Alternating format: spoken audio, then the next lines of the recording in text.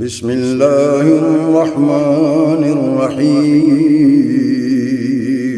شروع اللہ کے نام سے جو بڑا مہربان نہایت رحم والا ہے۔ وَإِذْ فَرَقْنَا بِكُمُ الْبَحْرَ فَأَنْجَيْنَاكُمْ وَأَغْرَقْنَا آلَ فِرْعَوْنَ وَأَنْتُمْ تَنْظُرُونَ۔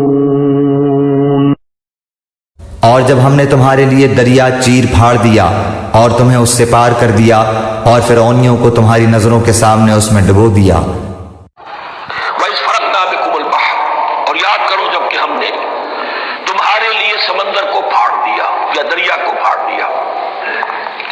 یہ ایک مختلف فی بات ہے کہ کس جگہ سے کراس کیا تھا بنی اسرائیل نے ایجپٹ سے سینائی پیننسولا آنے کے لیے، جزیرہ نما سینا میں۔ ایک رائے یہ کہ دریائے نیل کو کراس کر کے گئے ہیں، لیکن یہ بات غلط ہے۔ دریائے نیل تو مصر کے اندر ہے، وہ کبھی بھی مصر کی حد نہیں بنا۔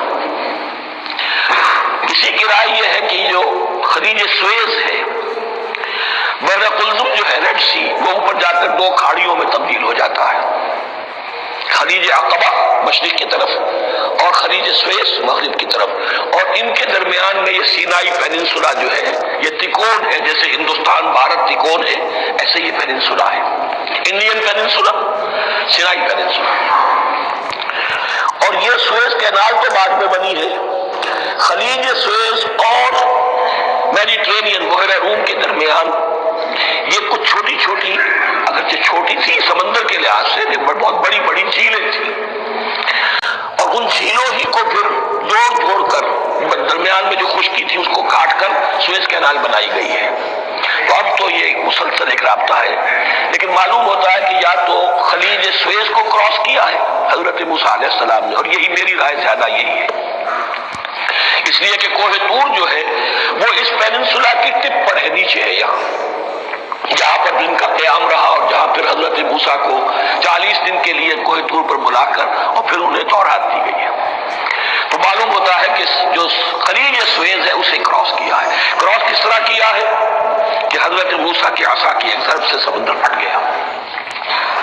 فَكَانَ كُلُّ فِرْقٍ كَالطَّوْدِ الْعَظِيمِ، دونوں طرف چٹانوں کے مانند پہاڑ کی طرح جو ہے وہ سمندر کھڑا ہو گیا، اس کے راستے سے یہ نکل گئے۔ اور پھر جب فرعون اور اپنا لشکر لے کر جب آیا ہے، اس نے سوچا ہم بھی نکل جائیں، وہ غرق ہو گئے، اس لیے کہ دونوں طرف کا پانی آپس میں مل گیا۔ یہ تھی کیفیت، اور معجزانہ کیفیت تھی، یہ کوئی فطرت کے یا نیچر کے اصول کے مطابق بات نہیں تھی، اور میں عرض کر چکا ہوں، آپ کو بتا چکا ہوں معجزہ کسے کہتے ہیں۔ وَإِذْ فَرَقْنَا بِكُمُ الْبَحْرَ فَأَنْجَيْنَاكُمْ، جب ہم نے تمہارے لیے یا تمہارے ساتھ سمندر کو پھاڑ دیا، تمہارے لیے، تمہارے گزرگاہ بنانے کے لیے، تو تمہیں تو نجات دے دی۔ وَأَغْرَقْنَا آلَ فِرْعَوْنَ وَأَنْتُمْ تَنْظُرُونَ، اور تمہاری نگاہوں کے سامنے فرعون کے لاؤ لشکر کو غرق کیا، تم دیکھ رہے تھے، یہ گزر چکے تھے، اس ساحل پر کھڑے ہیں، ادھر سے یہ داخل ہوئے ہیں اور پانی دونوں طرف سے آ کر مل گیا اور یہ غرق ہو گئے۔